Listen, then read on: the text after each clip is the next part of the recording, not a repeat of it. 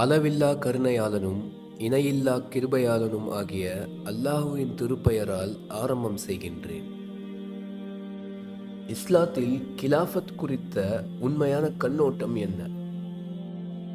அது அந்த முதல் நூற்றாண்டில் எந்தெந்த அடித்தளங்களின் மீது நிலை பெற்றிருந்தது? என்னென்ன காரணிகளால் அது மன்னராட்சியாக மாற்றமடைந்தது? இந்த மாற்றத்தால் விளைந்த விளைவுகள் என்ன?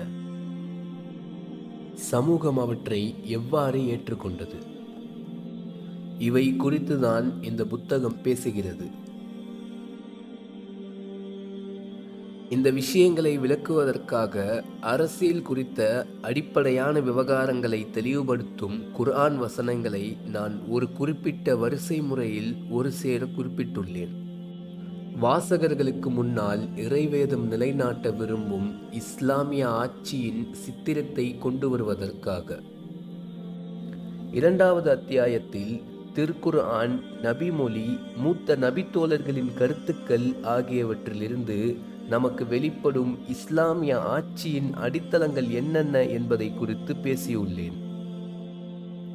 3வது அத்தியாயத்தில் வரலாற்றிலிருந்து நிரூபணமான நேர்வழியில் நிலை பெற்ற கிலாஃபத்தின் தனித்தன்மைகள் என்னென்ன என்பதை குறித்து பேசியுள்ளேன்.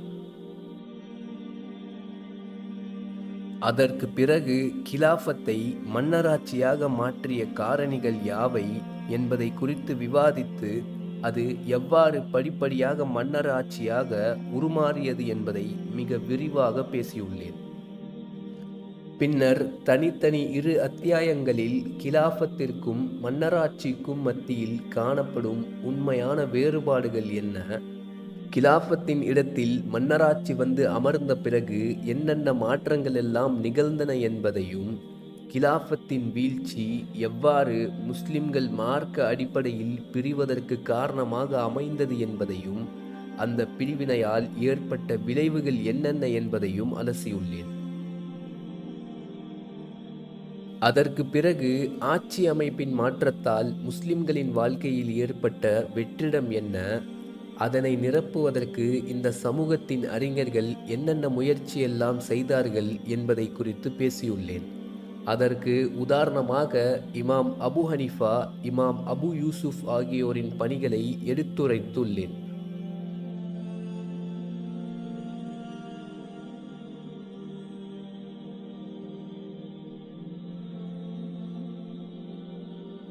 இந்த புத்தகத்தின் சில கருத்துக்கள் குறித்து பலதரப்பட்டவர்களிடமிருந்து கடுமையான ஆட்சேபனைகள் முன்வைக்கப்பட்டுள்ளன. அவற்றுள் தகுந்த ஆட்சேபனைகளுக்கு பதிலளித்து அவற்றை பின்னிணைப்பாக இணைத்துள்ளேன். மீதமுள்ள ஆட்சேபனைகளை பதிலளிக்க தகுந்தவையாக நான் கருதவில்லை. அறிஞர்கள் என்னுடைய இந்த புத்தகத்தையும் இதற்கு வந்த ஆட்சேபனைகளையும் முன்வைத்து தங்கள் நிலைப்பாட்டை அமைத்து கொள்ளலாம்.